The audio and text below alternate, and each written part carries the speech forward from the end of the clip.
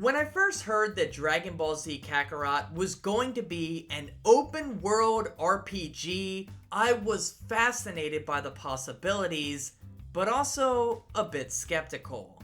I wondered if this meant a dedicated leveling system where we would dump XP into various skills and stats to build our ideal versions of our favorite characters, with each build generating a different playstyle. And the idea of exploring the world of Dragon Ball Z and meeting familiar faces only to embark on epic and meaty side quests seemed like a surefire way to justify bringing an open world to a genre that doesn't normally feature that design principle. And with both of these strong elements entrenched deep into a series long known for excellent fighting mechanics and lovable characters, this game had potential to be one of the best in 2020.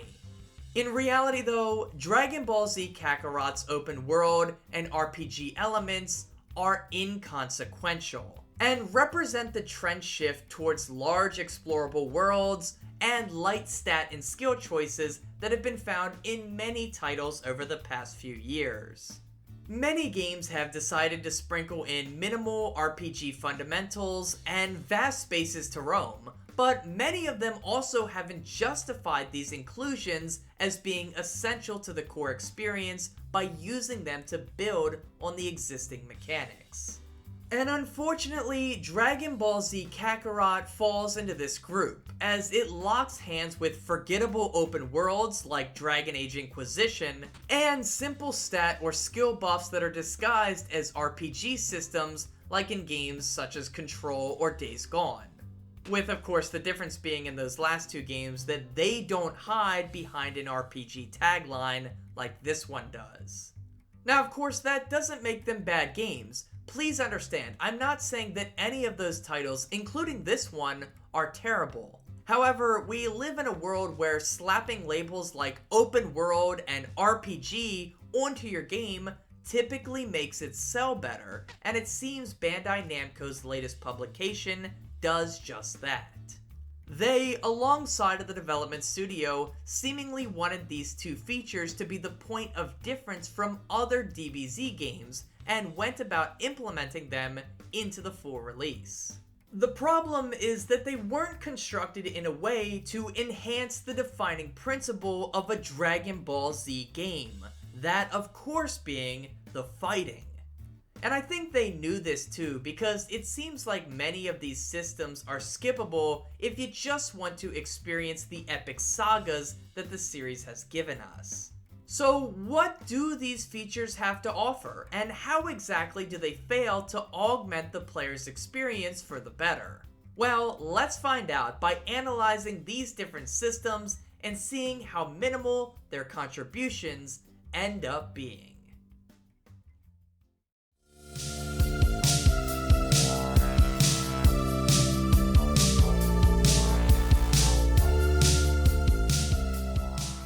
So let's start by checking out the open world of Dragon Ball Z Kakarot and exploring the 5 or 6 ways that you can interact with it. The first thing you'll notice is that we're not dealing with one large expansive world like in Skyrim, but instead a series of locales connected by a world map navigation tool like in the Outer Worlds. This doesn't make it a bad open world, but it simply means that the label of semi-open world is perhaps a little bit more appropriate. The mechanic you'll be using most frequently while exploring the open world sectors is flying, and in an attempt to mitigate how much time the player spends just flying in a straight line to their next mission, orbs are scattered all throughout the skies to collect. We'll get to the use of these orbs when we look at stats, but for now, I'll say collecting them is a pretty underwhelming task.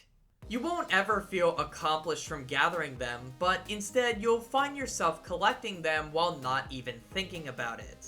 Your brain will be stimulated and caught up by the fight you just had, or the promise of entering a new saga, and your fingers will just kind of take over and have you collect these Z-orbs without ever giving them a second thought. I mean, if you want to max out all your super moves, you're gonna have to get a lot of them, but that kind of grind doesn't feel very good, especially since precision flying leaves a lot to be desired. Your better option is to just keep playing the main story, because those missions reward you with all the orbs you'll need. What this means is that the inclusion of Z-Orb hunting is boring at best and frustrating at worst.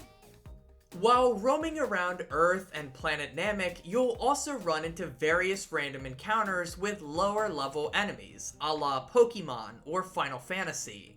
Now these exist for two reasons. One, to stop players from traveling to their objectives quickly, which is annoying, and two, as a way to grind out XP in a slow and methodical way that isn't even necessary because the main story dumps tons of XP on you. Now, I kinda doubt the developers would describe them in that way. They would probably cite reasons like giving the open world some danger, or making it feel more alive. But it's a shame it certainly doesn't feel that way, because the battles are rarely challenging or feel worthwhile to engage with, and they feature the same enemies over and over again. Now, there is a stronger variation of these random encounters called Villainous Encounters, and with each one you complete, tougher ones spawn all over the map, and eventually, these can get pretty challenging, apparently. Still, it seems like the most challenging of these fights are locked behind ones that you have to grind out. That's not very enjoyable, it's just a tedious repetition that will see you spamming the same super moves over and over again in combat, simply to get through them as quickly as possible. If combat was a bit more complex, maybe this would be more enjoyable, but the fighting is simple to grasp. Oh, and you can also find some of these random encounters attached to random structures in the environment, like spaceships on Namek or Red Ribbon army towers on Earth. Destroying these structures, along with their accompanying protectors, will yield some items that can be used in crafting, engineering, and cooking. Decimating the first tower you find isn't very electrifying, and it's rinse and repeat from there, making it yet another tedious and boring thing to do. As I just mentioned, another thing you'll be doing in the open world is building stuff and eating stuff. There are a few characters like Chi-Chi who are dedicated cooks and will prepare meals for your characters that provide permanent stat boosts. In order to get these meals though, you'll have to interact with vendors to buy ingredients or find those ingredients in farm locations on the map.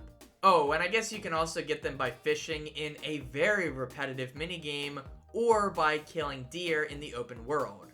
Now, you get a lot of valuable items from completing side missions and the main story, and selling them off to merchants gives you plenty of Zenny, which is this game's currency, that you can use to buy those ingredients. And this isn't very interesting, it's just a series of menus to work through.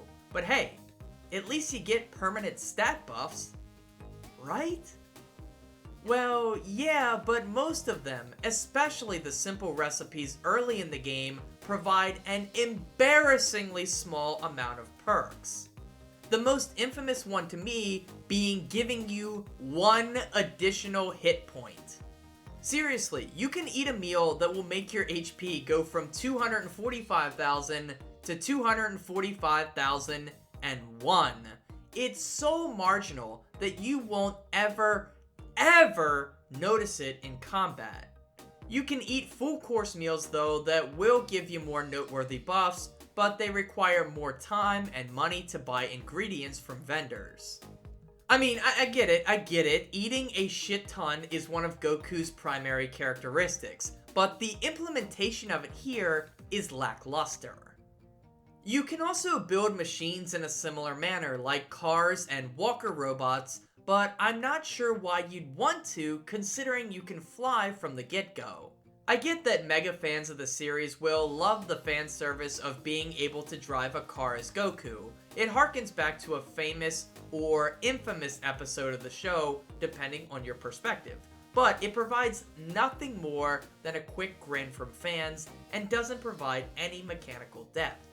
Truly, there's no reason to engage with it outside of the laughs.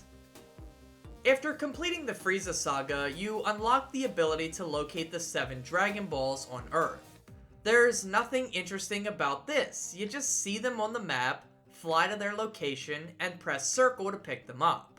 They could have centered your search for the Dragon Balls around some interesting side stories, but instead, we just get this. They might as well be Z-Orbs for crying out loud.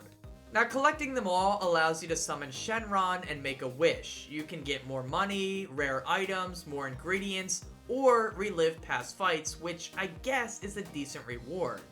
I guess I just wish that collecting them had been constructed in a stimulating way, instead of just flying around, sitting through load screens, and picking them up one by one in the same rinse and repeat fashion. And the worst part is, if you want the Platinum Trophy on PlayStation, you'll have to do this 10 times. No thanks. I'm gonna have to pass. Speaking of side missions, the ones we do get here are of the bare minimum variety. All of them are with characters from the show, some major ones, but mostly minor ones. It's nice to see them again if you love the anime, but they won't really give you much to do. In terms of the story structure of these side missions, every character is having a basic issue that they need your help in solving. You'll typically provide the aid they need in one of two ways. One, by gathering nearby resources or items for them, or two, by fighting off some force that is threatening their life. And some side missions will have you do both, but they end up lasting for like 5 to 10 minutes each. Also, oftentimes you'll have to fly between different parts of the world map, meaning that you'll be seeing a lot of load screens. Side missions kind of remind me of sub-stories like in the Yakuza series, except in those games, the stories are often interesting or quirky, whereas here, they don't feel very spectacular, even if some of them do link up. They're fine for what they are, but it feels like a missed opportunity to explore some of the less memorable sagas in multi-part features. We could have seen side missions that were composed of 6 or 7 quests that told an overarching story with these interesting characters. But no, they wrap up so fast and get so repetitive that it's hardly worth doing them outside of collecting the same resources you can get from the main story. These truly feel like a collection of throwaway concepts that they put into the game under the guise of side missions in order to further the excuse of making the game open world. The last thing we can do in this open world is, well, something that you need in any Dragon Ball Z game, the ability to train. Scattered across the maps, you can find these blue beams of light that open up into training menus where you must complete various challenges in order to earn the right to purchase new super moves. The dominant strategy seems to be to wait until you're way past the recommended level to complete these, because upgrading super moves hardly seems necessary, at least through the Saiyan and Frieza sagas. I gotta admit though, that this one component at least seems to be justified and feels natural. If you do these challenges when they first unlock, they can be tough to beat, which feels more satisfying to overcome. And that's something that can't be said about anything else that the open world provides. Plus, the story structure of the game allows for these intermissions between major sagas where you can complete a lot of this training, which is good.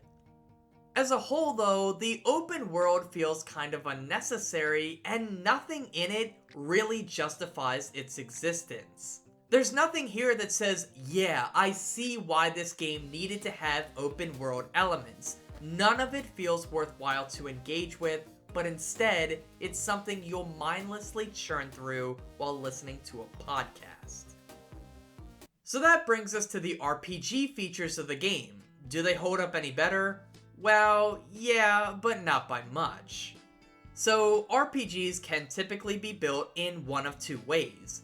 One, where the player creates their own character and a background for that character, and then decides on all their physical and mental capabilities, as well as various skills and perks.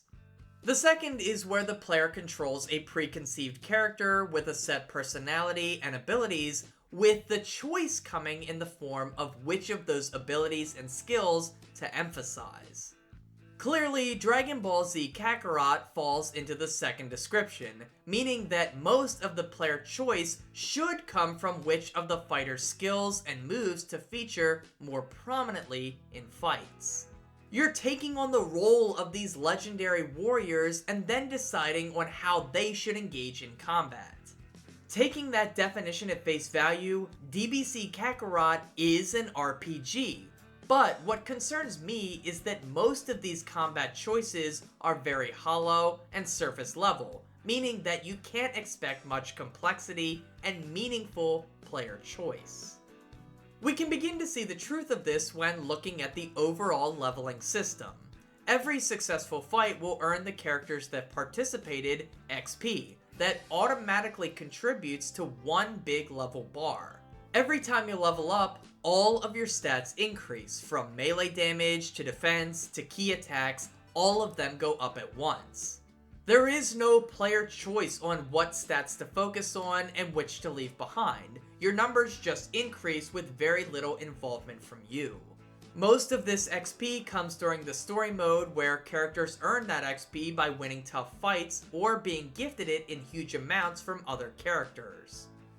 Sure, we see increasing numbers on our stats throughout the title, but if the player has no input in them, are they truly that meaningful? I'd argue no, because it's an automated process that occurs regardless of if the player takes the time to study the character menu or not. So if leveling is just one central boost to all stats, perhaps the meat of the RPG elements comes in the form of choosing what skills to focus on in combat. Well, unfortunately, this is pretty lacking too, as the only thing you can really level up is super attacks. These moves will be used a ton across your adventures because they simply deal more damage than anything else. The combat system can end up feeling kind of automated after a while, and since our brains aren't as engaged with it as time goes on, our desire to get them over quickly increases, meaning we're going to be spamming these ultra powerful moves a lot. So using the Z-Orbs we collect, we can level up each move 3 times, which results in more damage at the cost of more ki. After those 3 boosts, moves like Gohan's Masenko, for example, can be upgraded, almost like a prestige ranking, to make it Super Masenko, where it does even more damage, and then it can once again be leveled up 3 times. This is done through completing those training missions I mentioned earlier. This applies to every super attack in the game, meaning that skill trees at first look like they're full of possibilities, but really, you're just upgrading the same handful of moves over and over again. It also doesn't lead to any mechanical changes or differences in player input. You'll still be using the same inputs, meaning that button skill isn't going to be challenged any further. So it essentially ends up feeling exactly like the stat leveling system, with the added touch that you have to actually earn those prestige moves by completing training challenges. Well, at least it's something. And oh, by the way, every time you prestige an ability, you have to actually go in and equip it in another menu, which is so tedious for no real reason. Also, you'll forget to do this a lot of times and walk into a battle with lower level moves. Anyway, the skills don't really lead to any kind of diversity either, meaning that a majority of the roleplay game label comes simply from the fact that you are playing as a pre-established character with a unique identity. And that's about as weak as it can get for an RPG, and to call this game one is definitely a stretch. There's really only one factor that defenders of the design choices can point to as a justification for the RPG label, that being the inclusion of community boards. As you play through the game and help various characters, you'll unlock tokens of them that each carry specific stats. These stats include perks that are comparable to stats in many other games, like strength, defense, charisma, and luck. For example, Piccolo is a combat character, and so his best stats are in aiding the strength board, while more passive characters like Chi-Chi is better in the cooking category. Your goal is to assign each person into the community board that best suits their skills, and doing so ranks that board up, which unlocks more rewards. So the first and more minor issue with this is that there's no easy way to both see what characters are best at while also putting them onto the community board without doing a lot of menu switching, at least not a way that I could find. The second and bigger issue is that most of these community boards are either useless or provide marginal stat boosts at best. For example, the machinery board and cooking board are almost entirely unnecessary because you don't need to engage with either of them to make the game more approachable. In all seriousness, you can wholeheartedly ignore both of these mechanics and it will never come back to haunt you. And other boards, like the strength one, provide stat boosts that are hard to feel the effect of in combat. For example, a 1% upgrade to melee damage. You won't ever feel the difference, making it very forgettable. It's not until the end of the game where you max out community boards and get buffs like plus 10% melee damage. But by then, what's the point? The game is over, and as we've seen, there isn't much to do in the open world, so it's useless. And also, there's no real choice in these community boards either. You aren't sacrificing something good to get something else good. You're just asked to match the piece to the puzzle like a toddler playing with one of those toys where they have to put the circle shape into the circle hole. You either optimize the community boards or you don't. But regardless, you won't ever feel the effects of them in combat. So overall, the RPG elements of the game don't end up being immersive or fun to mess around with. They simply exist to be able to label the title as being a role-playing game. It's pointless. This video has obviously been very negative, and while I begin to wrap it up, I just want to say, I don't hate Dragon Ball Z Kakarot. I'm actually really enjoying it. It's lovely to be able to experience these stories and characters again. I just think the point of difference that this game tried to market itself on failed, and if this didn't have the strength of the DBZ license to carry it, it probably would have been a failure. Luckily, Goku, Vegeta, Piccolo, and the rest of the gang and villains are so charming and memorable that experiencing their adventures again carries the title past most of its issues. I mean, this video wasn't about combat, but I could even see that getting stale to players over time. But not to me personally, as long as I play in 2 to 3 hour bursts. But really, what sticks out like a sore thumb is that the open world and RPG elements were never designed in a meaningful way to enhance the core experience, but instead to appease a market where players tend to enjoy those sorts of games. They end up feeling like distractions and time wasters when you just want to get to the next crazy story, like beating Frieza or meeting Trunks. It can appear player-friendly that many of these elements can be ignored in favor of just focusing on the main story. But to me, it demonstrates a lack of confidence in those systems when you make it so players can avoid them altogether. Dragon Ball Z Kakarot is enjoyable, but it is not due to these ham-fisted attempts to play to industry trends. If you like this analytical approach to games, consider checking out some of my other videos, like this one where I explore the social media influence on Death Stranding, or this 3-hour-long critique of Pokemon Sword. Thank you so much for watching. Please leave a like if you enjoyed the video, consider subscribing for more, follow me on Twitter at NopeNapNarp, and as always, have a nice day, and take care.